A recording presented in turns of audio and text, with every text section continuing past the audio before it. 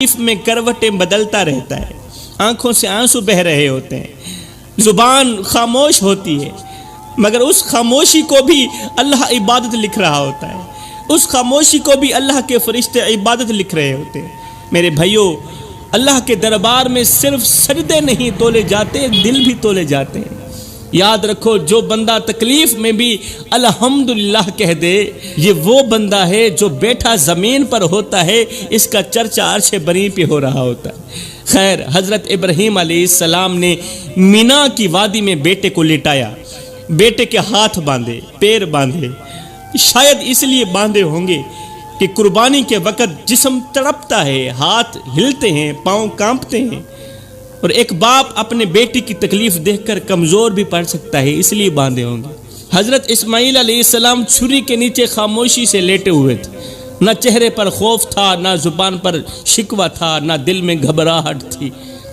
پھر حضرت اسماعیل علیہ السلام نے اپنے باپ سے عرض کی، ابا جان ایک کام تو کرو۔ جی بیٹا، کون سا کام ہے؟ کہا اپنی آنکھوں پر بھی پٹی باندھ دو اور میری آنکھوں پر بھی پٹی باندھ دو،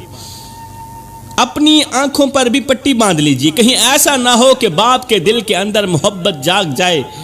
باپ کے دل کے اندر بیٹے کے لیے پیار اور محبت جاگ جائے اور یہ محبت اللہ کے حکم پر غالب آ جائے، کہیں ایسا نہ ہو جائے۔ اور اگر ہو سکے تو میری آنکھوں پر بھی پٹی باندھ دیجیے، کہیں میرے دل میں یہ خیال نہ آ جائے کہ میرا باپ اس قدر سخت دل ہو گیا ہے کہ اپنے ہی بیٹے کی گردن کاٹ رہا ہے، بیٹے کا گلا کاٹ رہا ہے۔ ذرا سوچو میرے بھائیوں، ایک طرف باپ اپنے بیٹے کو قربان کرنے کے لیے تیار کھڑا ہے اور دوسری طرف بیٹا اپنے باپ کے دل کو بچانے کی فکر کر رہا ہے، بیٹا اپنے باپ کے ایمان کو بچانے کی فکر کر رہا ہے۔ بیٹا کہتا ہے کہ میرا باپ اس آزمائش میں کامیاب ہو جائے، اس امتحان میں کامیاب ہو جائے۔ یہی ایمان ہوتا ہے، یہی یقین ہوتا ہے، یہی وہ محبت ہوتی ہے جو اللہ کے لیے ہو تو انسان کو آسمانوں سے بھی اونچا کر دیتی ہے۔ حضرت ابراہیم علیہ السلام نے اپنی آنکھوں پر پٹی باندھی اور حضرت اسماعیل کی آنکھوں پر بھی پٹی باندھی، پھر کانپتے ہاتھوں سے چھری بیٹے کی گردن پر رکھی، گلے پر رکھی اور پوری قوت کے ساتھ چھری چلا دی، پورے زور کے ساتھ چھری چلائی، مگر چھری نے گلا نہ کاٹا۔ حضرت ابراہیم علیہ السلام حیران رہ گئے،